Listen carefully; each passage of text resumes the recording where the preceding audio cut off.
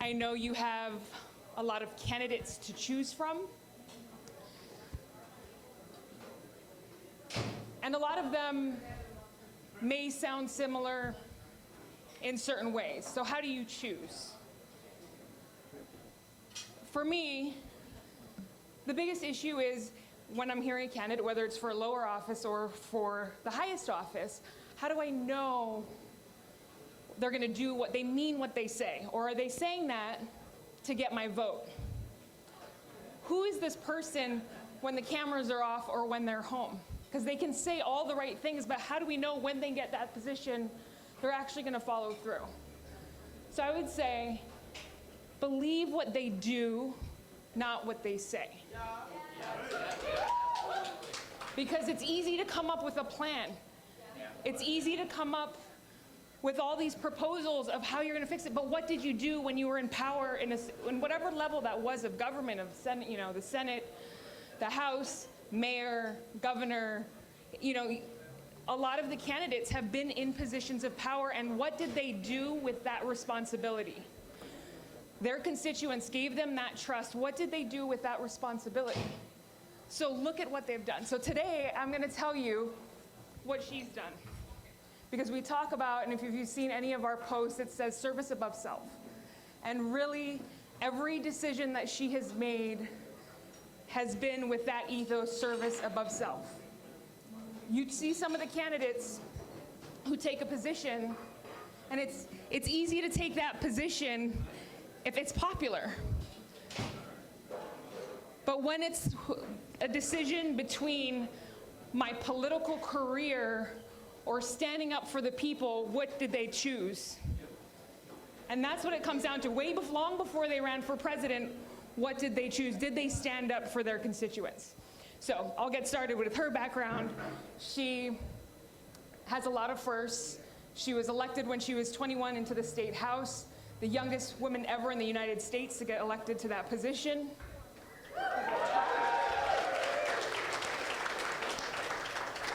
After 9/11, she joined the Army National Guard. Shortly after, her unit was called to deploy. She was not on the list to deploy with her unit. It was a very easy decision. She stepped down from that position in the State House to deploy with her team. When you're talking about a decision for my political career or serving the people, it was a no-brainer for her, and she did, and that's what she did. She later came back. She served on the city council, and then she was deployed again to Kuwait. This is a story that is not often told, but that I'm really proud of. When she first went, she was deployed as a MP, and their mission, she was a platoon leader, and their mission was to go and train the Kuwait National Guard, or the Kuwait Army. And when she walked onto that base, the military members of the Kuwaiti Army would not shake her hand because she was a woman. She did not complain. She did not raise a stink. She did her job. At the end of that mission, they were giving her awards. And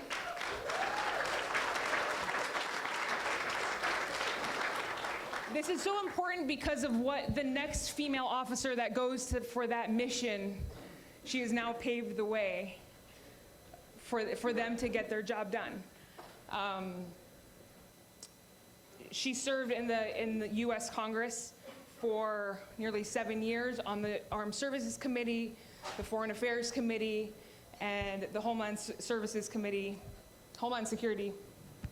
Sorry, I have a lot to say, and I'm trying to get it done in a short amount of time. In 2016, she was known, in the media as the rising star of the Democratic Party. Here's another circumstance where your political career or standing up for the people, and she made her decision, and a lot of you know she stepped down as vice chair of the DNC to support Bernie Sanders.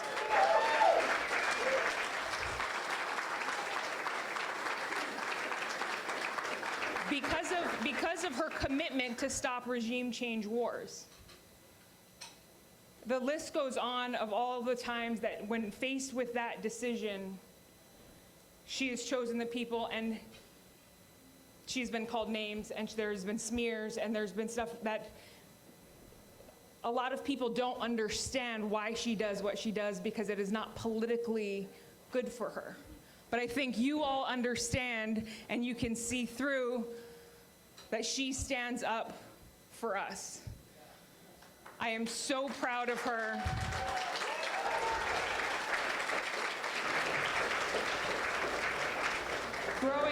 Growing up, she took her responsibility as my older sister very seriously.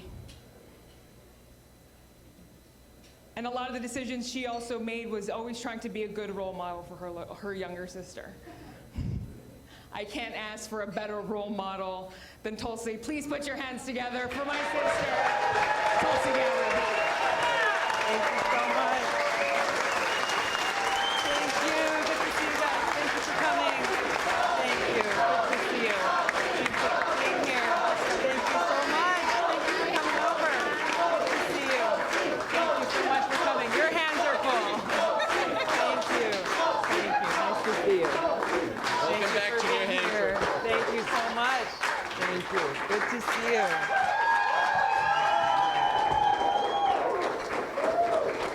Give it up for V.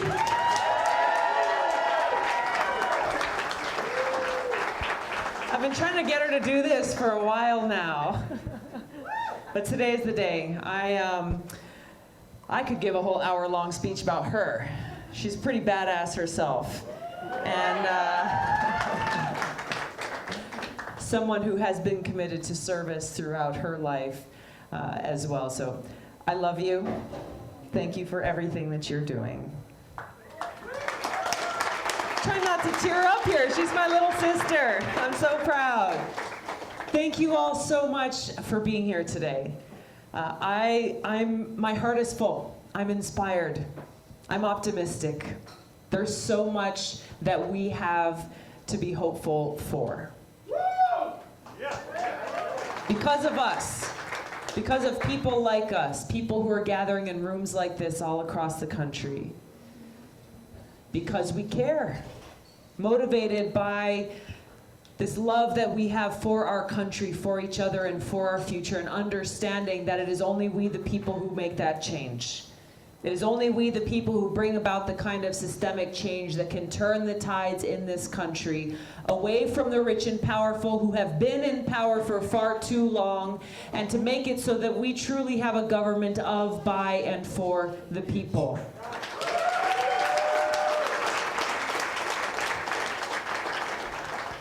Now, you know, one of the questions that I get asked probably most often, and especially here in New Hampshire over these last few days, is how do we do this?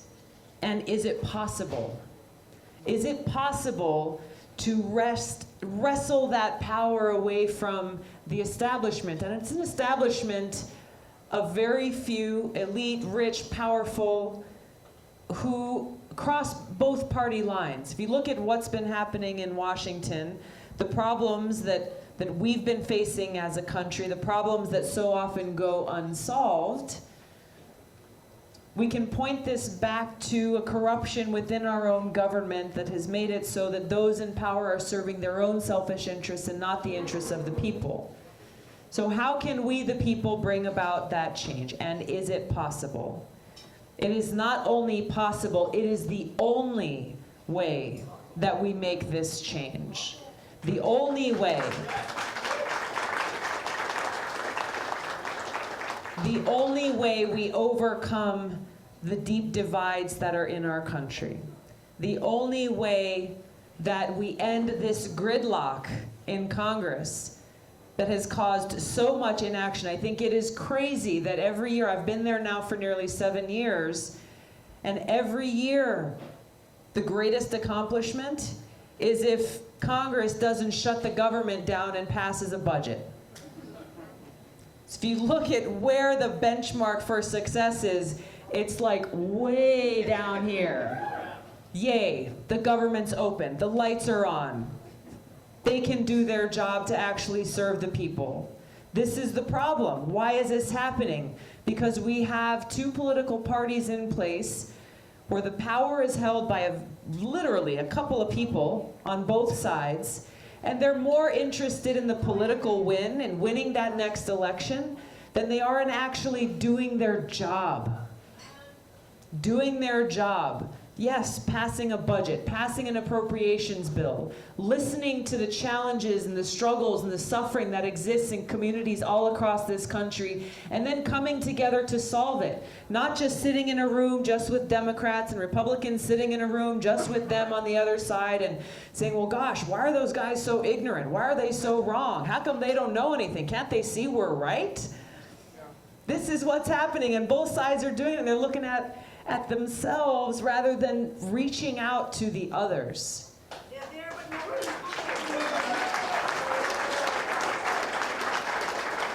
Now, this is not to say we don't have very different ideas on how to solve these problems. We do. We do, but that's not a bad thing. That's okay. That represents the diversity of ideas that we have in this country, and we should see that as a strength and an opportunity. And how we must be able to reach out to those, both we agree with and we disagree with, based on respect. That basic level of respect that we have for each other as people, as fellow Americans. Understanding that we have been charged, all of us, with an incredible trust. An incredible trust. Given to us as elected officials by voters. Say, I trust you to fight for me, to fight for my children, to fight for our families, to fight for peace. That is a huge trust that voters bestow upon those who are elected.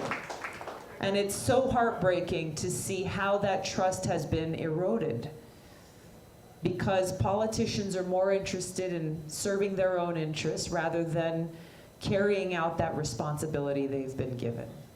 Trust has been so eroded, the cynicism runs so deep that we question whether or not change is even possible. Is it possible to get elected officials who we hire to actually work for us?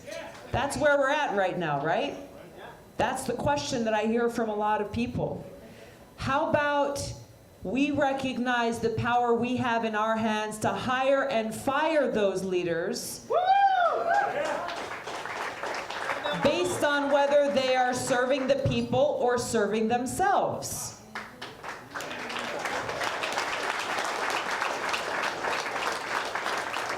So this change isn't going to come about because there will be a grand awakening in Washington one day, magically. They say, you know what, yeah, we're going to shut down all the super PACs, we're going to stop taking money from lobbyists, we're going to actually think about the folks in our district and how we can serve them rather than who's going to give us our next PAC check. That doesn't happen on its own, unfortunately. I wish it did. How it happens is when we, the people, make it so. When we set the standards for those who are asking us for our trust and our vote to be able to have the privilege, and it is truly a privilege and an honor to be able to serve you, that trust is earned and those promises are delivered upon. That's how we get rid of this government of the rich and powerful and have a government for the people.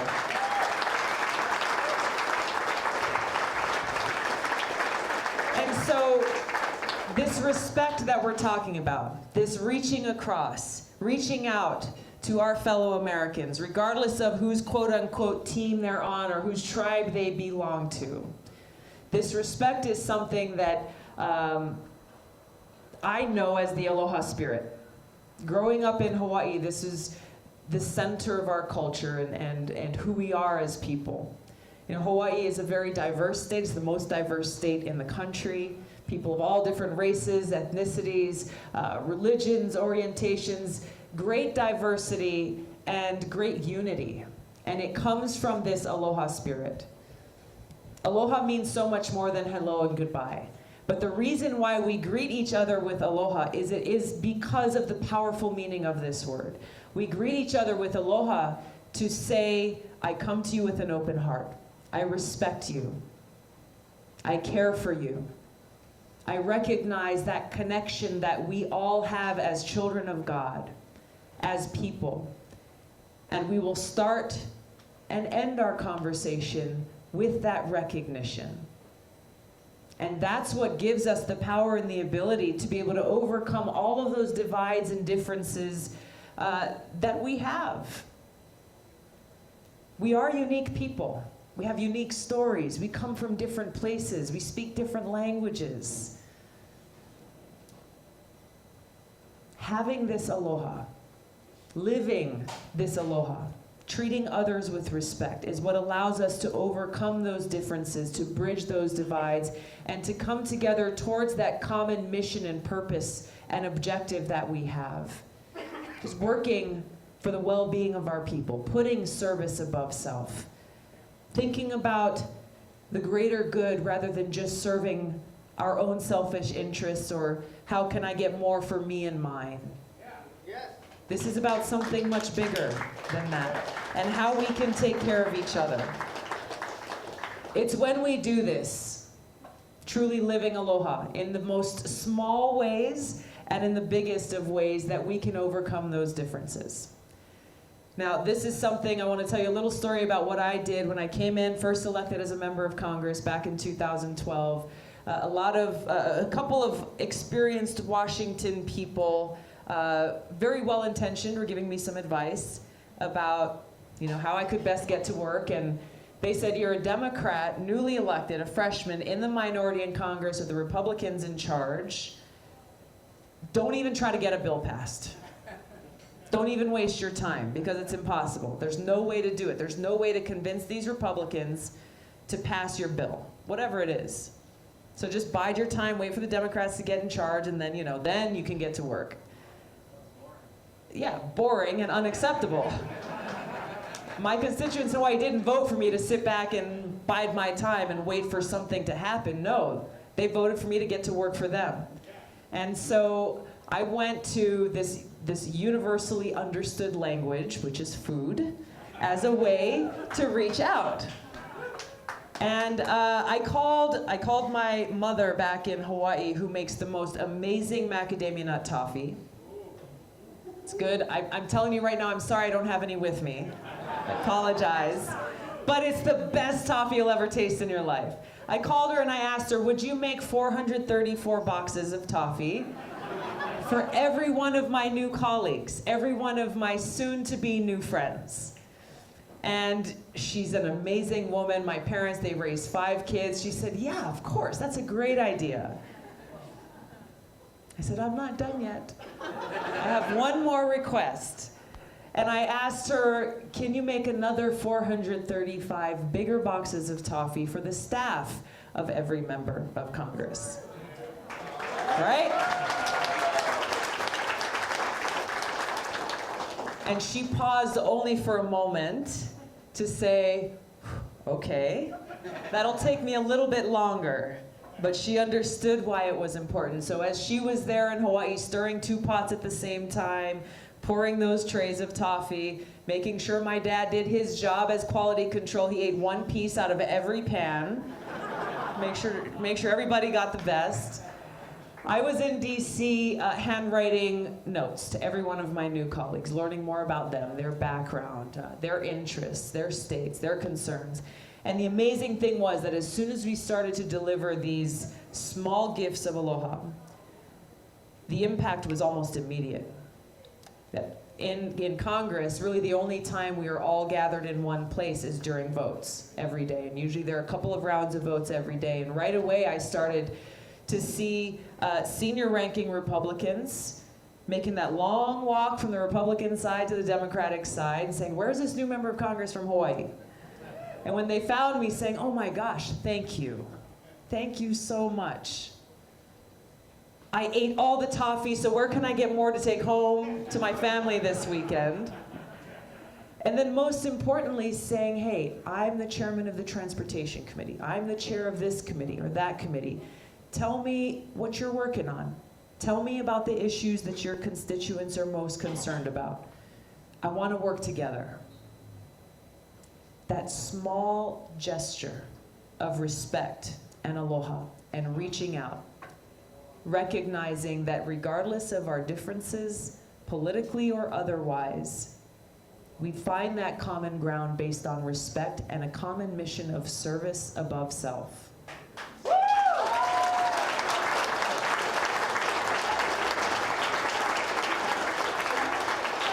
So when people ask, how do we bridge these divides? Right now we are in a very painful place where I've seen even families torn apart.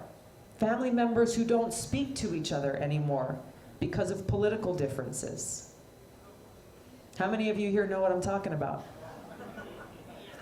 Loved ones, people related by blood, good friends, parting ways completely because of political differences. So when we talk about bridging these divides, it hits us really, really close to home. We begin by doing what I did in Congress. It doesn't require my mom's toffee. Find your own way. Find your own way to express your aloha, to reach out. The response may surprise you. To reach out with respect, to listen, to actually understand, to treat others as you wish to be treated. The answer is very simple. It requires each of us taking action. It starts at the top with leadership, and this is the kind of leadership that I would bring as president, to unify our country, to work with the divided Congress, to actually get things done, staying very focused on that mission of service to the American people, making it so that we can pass real reforms to our healthcare system, making sure that every single American gets that quality healthcare they need when they need it, making sure that we come together as a country to protect our environment, to make sure we've got clean air to breathe and clean water to drink, recognizing when it comes right down to it, there's no person or family in this country that is okay with their loved ones and their children being poisoned by the water that's coming out of the faucet.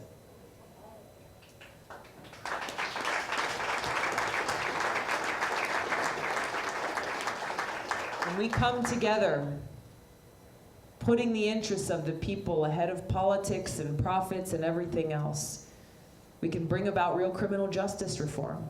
We can bring about an end to the failed war on drugs. I've got the only bipartisan bill in Congress to end the federal marijuana prohibition, the important first step towards ending that war on drugs. An important step that will have a very positive impact on the opioid epidemic we're facing in this country. I think too few leaders in Washington realize that as much as leaders on both sides of the aisle express valid concern about those falling victim to this opioid epidemic that's touching every part of our country, the data and the statistics show that in states that have legalized some form of marijuana, whether it's medicinal or full recreational, that there is a direct correlation and a reduction of opioid addiction and opioid-related deaths. This is a difference that can be made very quickly. We can see how we can make a difference coming together to invest in our infrastructure. You know, an infrastructure bill is something that has bipartisan support, but it hasn't passed through Congress because of the partisan gridlock. We can bring about real immigration reform. We can bring about gun safety reform. All of these different things, these are issues when you take away the partisanship, you take away those who are politicizing these issues for their own gain, and you just bring it home down to what is best for the people in this country, the health and well-being and quality of life. You'll find that there's unity there as we bring our different ideas on how to accomplish that objective. Now we know that all of these things require resources. All of these things require resources. So we've got to deal with the central issue of the cost of war. Yes. This is an issue.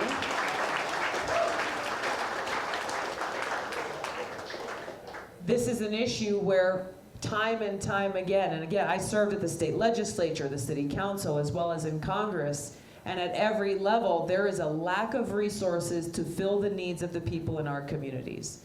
Whether we're talking about the basic needs of sewers and water infrastructure, parks, making sure that our firefighters have what they need, our law enforcement officers have working radios. These are, making sure the trash is picked up and dealt with in a responsible way. These are day-to-day things that have an impact on our lives every day, yet on the city council, it's like, hey, there's never enough money to do what you need to do. Politicians tell us every day there's not enough money, yet those very same politicians have no problem writing bigger and bigger checks to the tune of billions and trillions of dollars to pay for wasteful wars, regime change wars, overthrowing authoritarian dictators, wars that undermine our national security, that strengthen terrorist groups like ISIS and Al-Qaeda, that take a tremendous toll on my brothers and sisters in uniform. This cost of war is real. It's real. It's not in the headlines very much anymore. We just lost a soldier a little over a week ago in Afghanistan. 2 more the week before. Got maybe one news story out of that. Without journalists in the media and leaders in Washington having a vigorous debate saying, why the hell are we still there? Why are they still dying?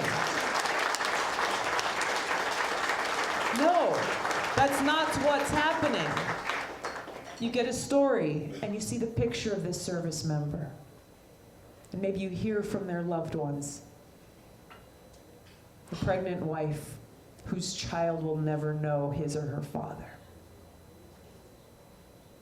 This is real. This is real. And yet, all that we get as service members and what we get as the American people is lip service from politicians saying, well, we have to be there and stay engaged. What the hell does that mean? I'm serious. What are you doing? What objective are we trying to accomplish? Our troops should have come home from Afghanistan a long time ago. We need to stop waging these wasteful regime change wars. Stop putting our troops' lives on the line needlessly, dishonoring that service and sacrifice that they and their families make. We need to work to end this new Cold War that we're in. Once again, politicians who have failed us, pushing us closer and closer to the brink of nuclear catastrophe as tensions keep escalating with nuclear-armed countries like Russia and China. Being very careless and not thinking about the consequences of their policies, their rhetoric, and their actions. Bringing us to the point where we're at an arms race now. Trump just tore up the INF treaty not too long ago. A treaty that back when Reagan and Gorbachev negotiated it, a lot of politicians and people said it was an impossible agreement, that they would never be able to accomplish something, overcoming their differences to find that mutual interest of a safer world. They accomplished the impossible.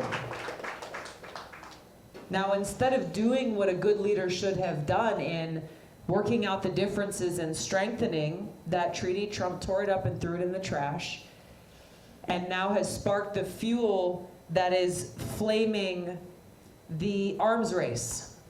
Who benefits from this arms race?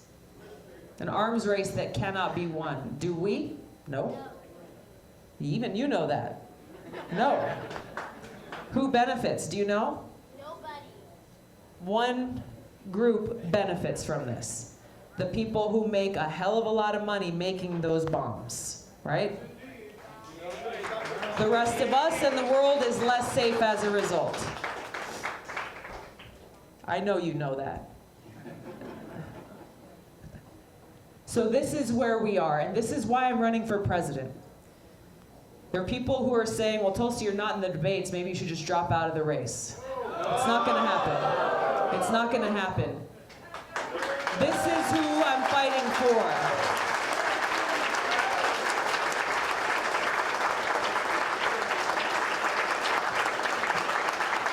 We're not in this to play games.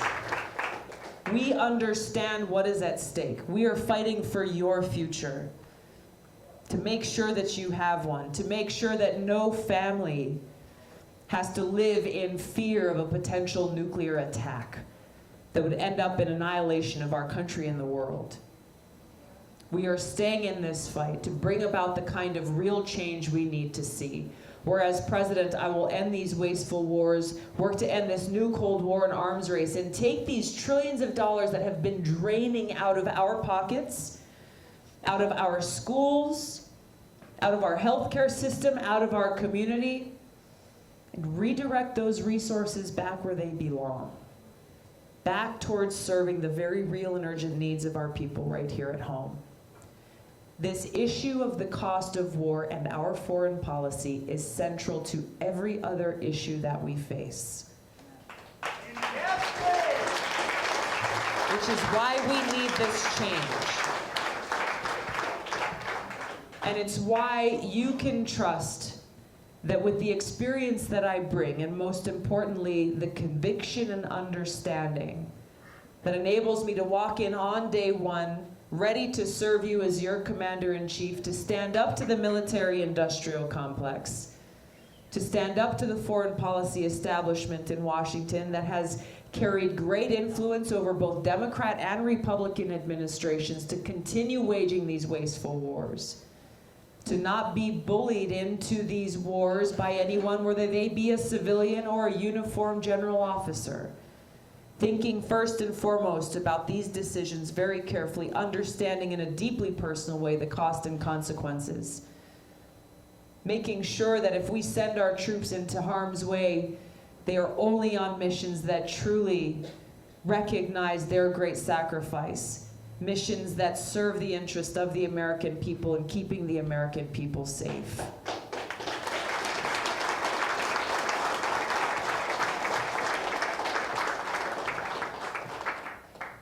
We know the obstacles are great. We're not naive to the reality of what we're facing. But we also must know deeply in our heart of hearts that the power to bring about change lies within our hands and in our voices and in our votes. This is how we make change. So I ask you to stand with me, to recruit others to join our movement, as we stand together to bend this arc of history away from war and towards peace and a bright future where every single American has opportunity, justice, equality, and that path towards peace and prosperity is clear. Thank you all so much for being here. Thank you for your support.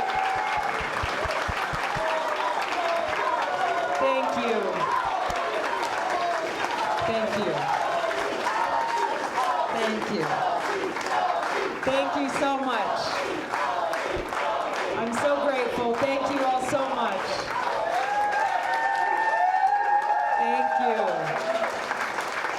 We got time for a couple of questions. Yes, sir. Hi, Tulsi. My name's John Hawkwood. I'm a soldier like you are. Thank you. And I was in your first video, but I haven't been very active lately. I would like to invite you to come up to the Manchester VA Medical Center. There's something that's not being covered by the press, unless it's the right-wing press. The religious liberty people that are so, well, here, you could read about it.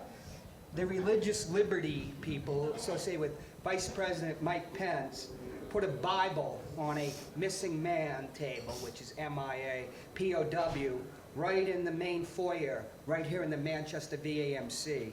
One of the people behind it is a person that believes that you cannot swear allegiance to America on a Quran. Now, when the Military Religious Freedom Foundation gave 14 people that objected, talked to the local Manchester VA, leadership, they took the Bible away within 3 hours. But then Washington intervened, and one of the things they were justifying, this was with the Bladensburg Cross case. It almost is, the exact same timeline. They were justifying this Bible that it could be replaced on that table, that it had accompanied a World War II air crewman through a tremendous 2-year ordeal where he'd been shot down, took it with him to a POW camp, escaped. That was a lie. That's a lie, and Vice President Pence repeated it. Now, somebody tried to put other texts on rather than the Bible. They were immediately taken away. I believe that Pence, who people are associated with him, and Trump want to create a situation at our VA that would be equivalent to something like Charlottesburg. And it's incredibly offensive. And I, you know, as somebody, you know, it's just not about Christians. And I'm a Christian, and the person that there's a lawsuit is about Christian.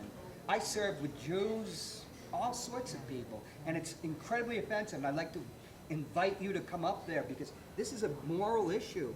It's, you know, you know, true believing evangelical Christians. It's like that's the only people. I'm not putting down evangelical Christians, but militant ones. Like they're the only people. Thank you. Thank you for your service. Yeah, and thank you for your service. Thank you. I think really the underlying issue here is how will we stand up for our fundamental freedom of religion? Every one of us. That freedom of religion, yes, separation of church and state, but that fundamental freedom that each of us has to worship in the way we choose to worship or to not worship at all. Preach it, sister. This is one along the line of the freedoms that are enshrined within our Constitution that we always must stand up to protect. We swore an oath to defend the Constitution. Against all enemies, foreign and domestic. I have taken that oath both as a soldier as well as a member of Congress and stand firmly with you in fighting for those freedoms. Thank you. Thank you. I knew I could count on it. Thank you. I just wandered by. Yes, yes. Thank you. My name is Katie Hickman. I'm an early educator in Southern New Hampshire. I teach over 300 children and infants through kindergarten every week, 17 classrooms. Sounds like a fun job. It is a fun job, a busy job. Yeah. So something that I face daily is hearing from parents that it's a struggle to afford childcare. Luckily, I work somewhere where we do a lot of scholarship programs, and the state of New Hampshire is trying so hard to pass more scholarship funding. We just need to get certain bills passed at the state level, which has been tricky. But on a national level, do you have plans in place to help our families be able to afford childcare, as well as kind of helping teachers who maybe are wanting to continue working in early education, but it's not affordable to do so? Yeah, thank you. Thank you, and thanks for the work that you do. The short answer to your question is yes. I think that there's a lot of talk at different universal pre-K programs and childcare programs. I think that we can and should put more resources towards that, but not limit ourselves to that. Because I also think that parents are often in a difficult place and position, especially without paid family leave, where they're wondering, okay, God, I'd really love to stay with my child longer, but I've got to get back to work, otherwise I can't pay the bills.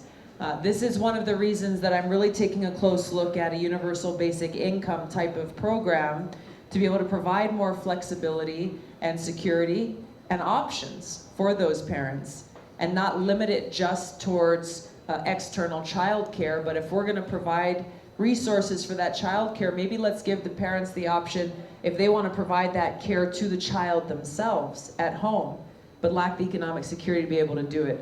So that's the direction that I'm looking in, and we'll be releasing the details of my plan through the course of my campaign to get to the root cause and the challenge that parents are often facing.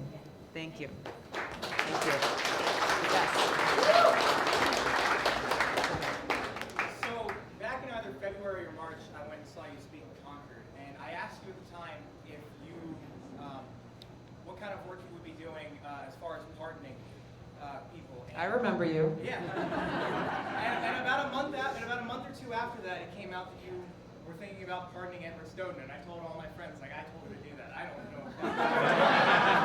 But You can pat yourself on the back if you want to. so anyway, but I asked you if you would be willing to work on a list of people to pardon as you were going in, and so I'm wondering now that I know the list is at least one person long, if you've thought about that at all anymore, and if you would consider putting Ross Ulbricht on the list of names that you would pardon?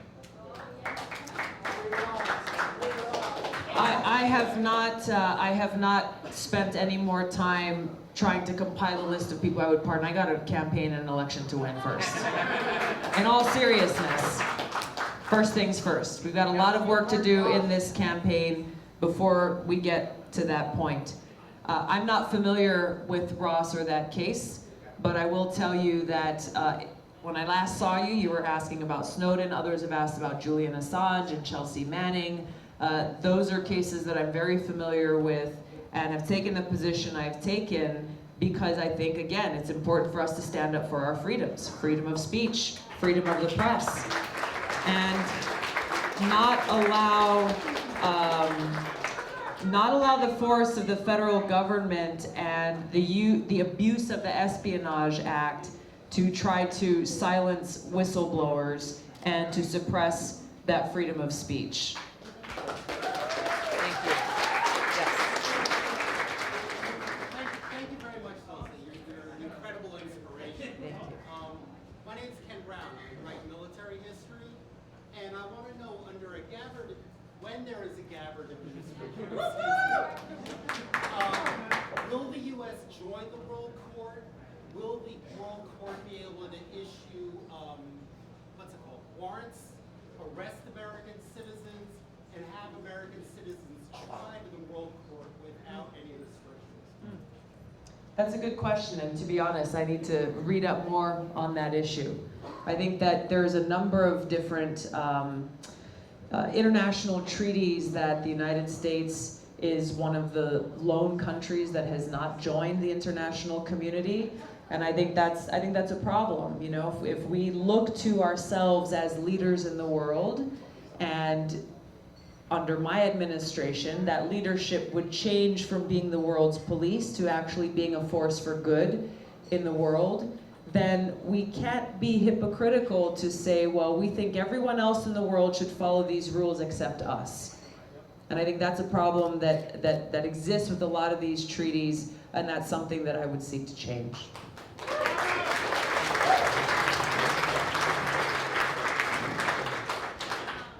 a high school student, I was just curious on what your specific stances are on gun reform and gun control policies, because I know that that's created a lot of the partisan divide that the country's facing today. That's right. And I was just curious what your administration would do to help students who are here to go into school spaces, or just people in general who are afraid of all the mass shootings.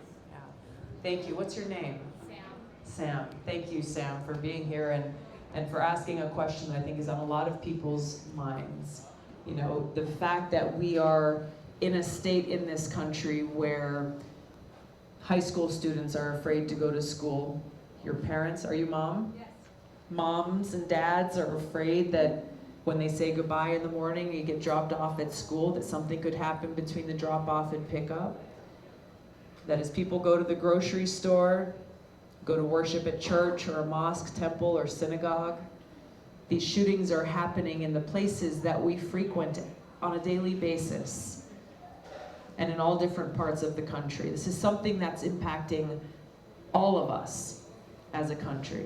And that's why it's so important that we overcome these divides and actually be able to do something about it, recognizing that this is about all of our lives. It's not just about one group or another. And I think this is the problem as we look at, okay, well, where is this divisiveness coming from? It's really coming from, you know, on one side you have people who say that there should be no regulations or restrictions whatsoever on their ability to own any kind of gun. And on the other side, you have the other extreme saying, well, we think that we should, some people think that they should repeal the Second Amendment and not allow anyone to own any guns. So you have these things on both extremes, but where the vast majority of the American people are, we recognize that upholding and protecting our Second Amendment rights does not conflict with wanting to bring about sensible gun safety reforms. If you look at what it says in the Constitution, it talks about a well-regulated militia. It doesn't talk about an unregulated militia. So once again, this, like so many other issues, we have the opportunity to bridge these divides that unfortunately exist because you have fear being fomented on both sides, not because it's in the best interest of the people, but because maybe it allows one organization or another to raise more money, to get more membership, but meanwhile people's lives are being taken. And they're being taken by those who are inflicting these murders that make the headlines, but there's also a lot of folks in cities in different parts of the country, in Chicago, in Detroit, and other cities, who are seeing their kids killed, who are seeing loss of life on their streets because of guns every single day, and they never make the headlines. There's a deeper issue here that we've got to resolve. Passing sensible legislation like universal background checks, red flag laws, and others are necessary, and I support the passage of those legislation, those bills, and as president I would sign them into law. But I think we've also got to deal with the deeper issue here of bridging those divides and figuring out why are these shootings happening in the first place? What's driving them? And how do we resolve those challenges together? That requires leadership, leadership that can bring our country together to solve these challenges at their root, and that's what I hope to be able to do as your president.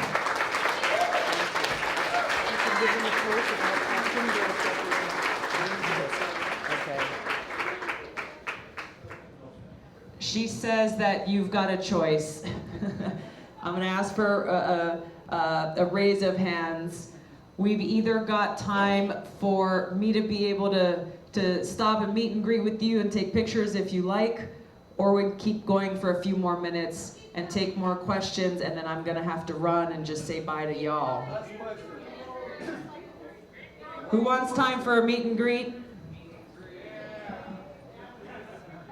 Questions? Sorry, guys. I'm going to take one last question. What's your name? I'm Olivia, and I'm in 6th grade. Olivia. Here, why don't you stand up and tell people what's on your mind? Well, when I was in 5th grade, my best friend was bullied, and the principal and the teachers did nothing about it. So what are you going to do about bullying, and how are you going to enforce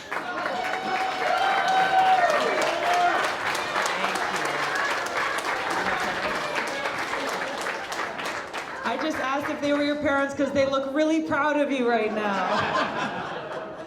Thank you. Thank you for being here, Olivia, and for bringing voice to a lot of kids who are suffering because of being bullied. I'm deeply disturbed that your principal and teachers did not do anything about this, but unfortunately not surprised because this is happening in schools and to kids across the country.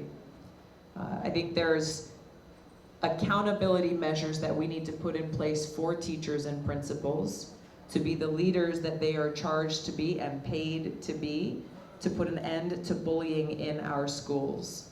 We've got to see this for the serious threat and impact that it is, especially with social media now, where bullying, online bullying, in the selfie age, where image and views and have clicks and everything else has a daily impact on people.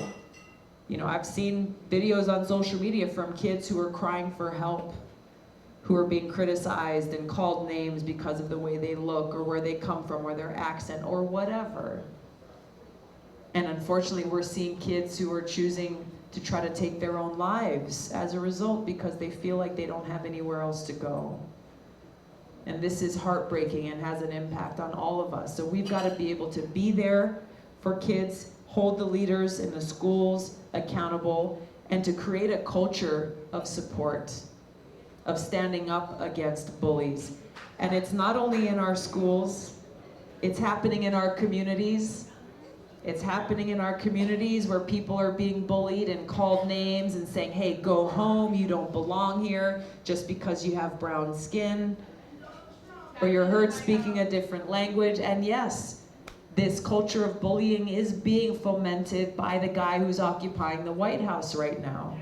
This is why leadership is so important, accountability is so important, and why it's important for every one of us, as I'm sure you did in your school, to stand up for those who are being bullied, recognizing that an attack against one of us is an attack against all of us. Thank you all so much for being here. I really appreciate your support. We need your support to continue to help grow and build our campaign. So as you're walking around here, our volunteers are going to be walking around with sign-up boards. In Manchester, there is major homelessness here in Manchester. What will your administration do to help us with this opioid epidemic here in Manchester, to which all of us are suffering and we see in our streets every day? And on that note, I will leave. She asked the question, she didn't want to know the answer. Very briefly. She's raising a really important issue though, so I'm just gonna touch on this very briefly. This homeless crisis is something that is afflicting our entire country. My home state of Hawaii has the worst homeless crisis of any other state per capita. The opioid epidemic is something that's touching every part of our country. We talked about this a little bit earlier. Whether we're talking about affordable housing, the need for mental health resources, the need for accountability for those who are perpetrating this opioid epidemic, and the need for many more resources to help those on the path towards treatment and recovery. Those are some of the things that I would address as president if she was interested in the answer. Thank you guys so much. Our volunteers are going to be walking around as you're in line, as I'm getting a chance to talk to you. They're going to have clipboards and they're going to ask you how you want to help our campaign, because we need your help. Thank you very much. Thank you. If you would like to line up, if you would like a picture, please remember we're going around Start with your kids the edge first. of the room and coming around the food table. Please have your camera out and ready. We don't unfortunately have time for more questions. Appreciate it. So please be Thank you, respectful. Bella. Nice to meet you.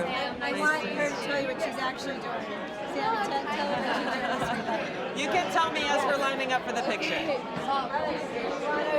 You can give her your camera if you want. She can take it for you. Are you from here?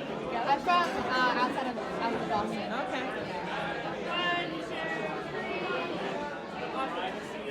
Thank you. Thank you for being here. If you She's send working me on changing legislation so that younger people can vote, who can vote not only in the election but can vote in the primaries. what's the age? So right now, it's if you're 18 for the general election, but you're not 18 for the primary, you can't vote in the primary. So what age do you want to change it to? So if you're gonna be 18 for the general, but you're still 17 for the primary, you can vote in the Makes sense. primary. 100% support. And 22 states and DC have it, but Massachusetts doesn't. Yep. So I actually voted for an amendment in Congress to do just that. yeah. I first heard about it and I was like, I don't know about this, but the more that I heard from people like you, I supported it in Congress, so I support what you're doing.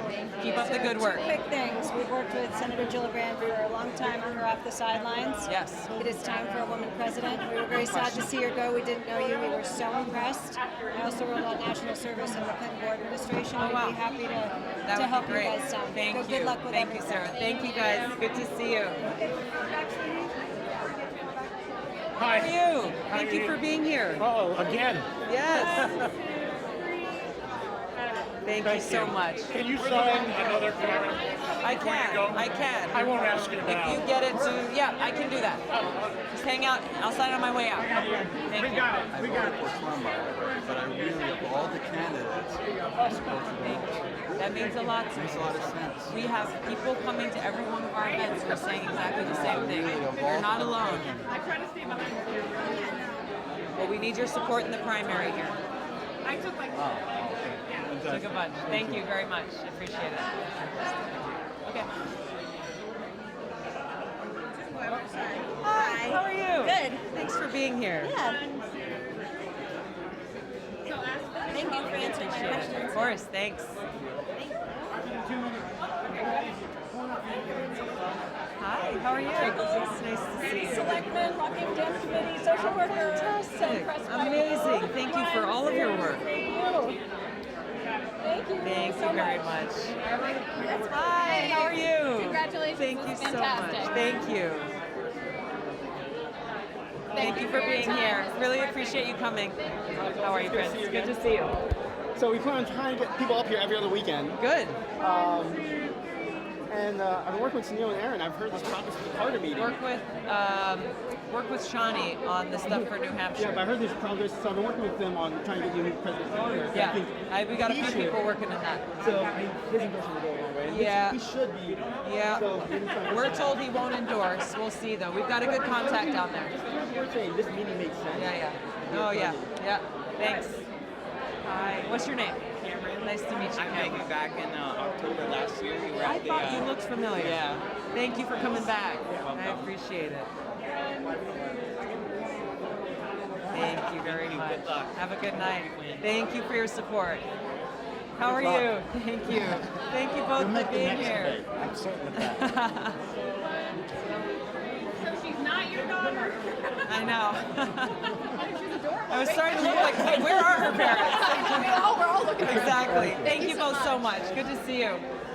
How are you? Good to see you here. Thank you for coming. No problem. The video?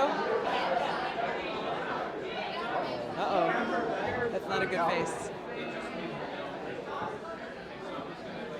You were at one of our other events.